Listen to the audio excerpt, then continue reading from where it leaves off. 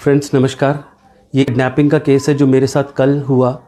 मैं आप लोगों को इसलिए बता रहा हूँ ताकि आपके घर या जानने वालों को आप फटाफट सूचित कर सके कि एक ऐसी गैंग चल रही है जो कि लोगों को, बड़े लोगों को, छोटे लोगों को किडनैप कर रही है। कल शाम को 4:30 बजे मेरी वाइफ दूध लेने के लिए घर से निकली, जो 15 मिनट की दूरी पर है।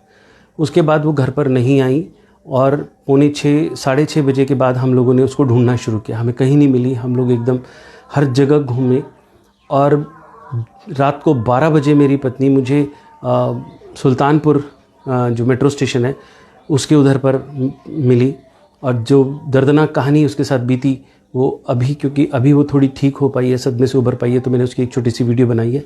वो आप लोगों के लिए मैं नीचे डाल रहा हूँ, उसे ज़रूर देखें और ज़्यादा से ज़्यादा लोगों को सर्कुलेट करें और दिल्ली में बताएं कि अपने बच्चों को, अपनी पत्नियों को सेफ़ रखें और किसी भी अनजान आदमी से कोई भी चीज़ न लें, न देखें, न बात करें। Thank you so much. आप सब लोग सुरक्षित रहें इस उम्मीद से, और जो मेरे साथ हादसा हुआ ये किसी के साथ ना हो। हम बहुत लकी थे, ये दैवीय कृपा रही, ये डिवाइन कोई फोर्स थी जिसने मेरी वाइफ को वापस लौटाया। नहीं तो ऐसे केसेस में किसी का वापस मिल पाना बहुत बहुत मुश्किल है। हम बहुत लकी हैं कि बच गए। और आप लोगों को मैं ये इसलिए बता रहा हूँ कि अपने सब लोगों को बताएं, सब लोगों को बताएं, ताकि किसी के साथ भी कोई भी बुरा हादसा होने से बच जाए। धन्यवाद, नमस्कार। यहाँ से पीछे पीछे के रास्ते से गई थी धोबी को कपड़े देने और दूध देने के लिए। मैंने धोबी को कपड़े दे दिए। तो मैंने कहा भैया जब मैं शाम को मंडी आऊँगी अपनी देवरानी के साथ तो मैं शाम को लेते आऊँगी, इसलिए अभी दे रही हूँ।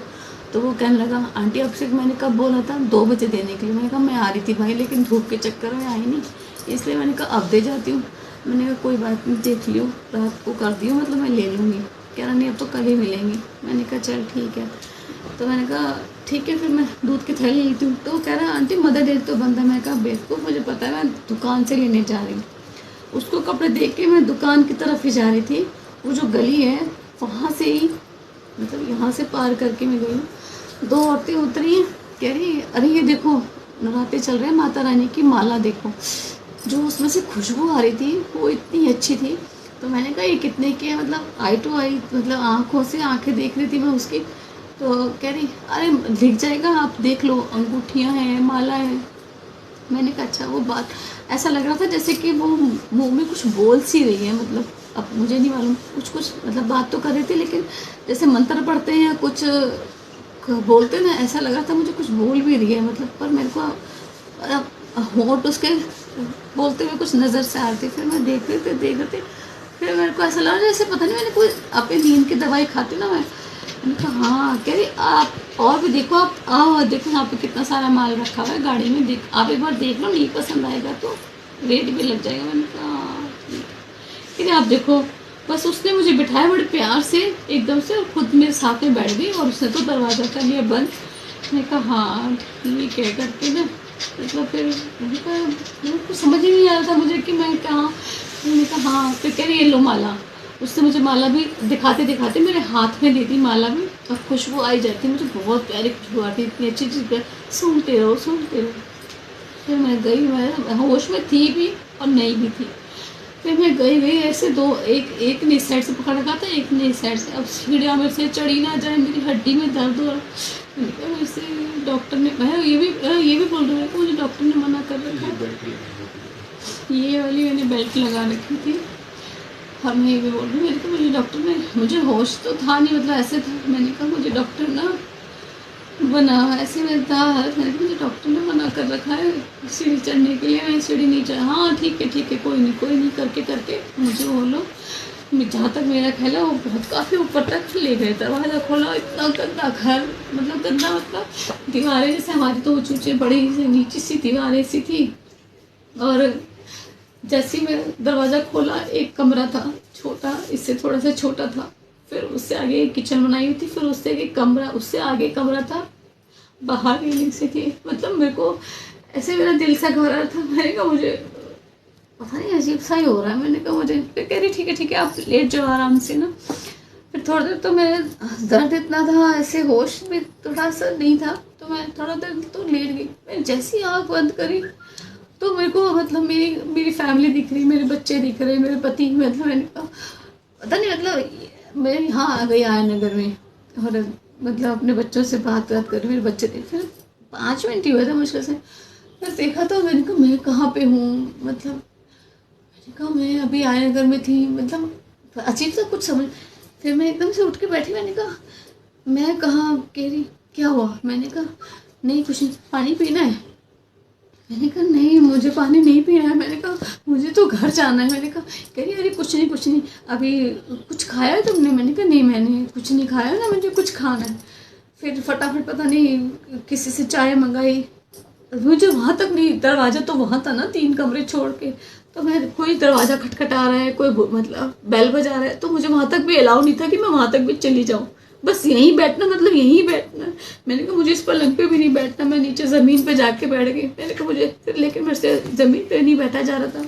तो फिर मैंने कहा अच्छा यार कहीं अपने उसके लिए मैं अपनी मतलब हड्डी में ना मेरे प्रॉब्लम हो जाए, फिर कभी मैं बैठ जाऊँ ज़मीन पे, मैंने कहा मुझे नहीं बैठना, यहाँ पे भी नहीं बैठना।